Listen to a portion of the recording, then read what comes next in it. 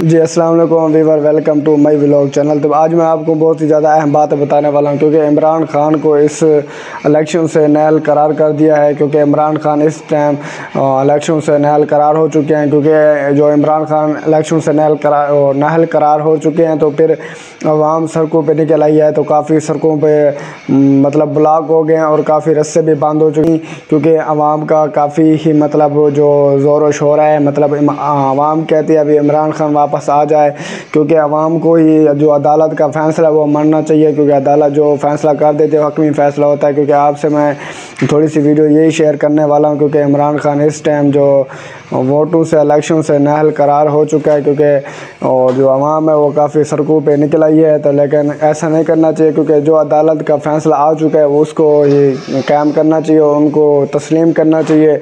लेकिन आपका क्या कमेंट है और आप क्या रहे हैं, आप इस वीडियो में कमेंट करें और इंशाल्लाह नेक्स्ट वीडियो के साथ आपको मिलेंगे।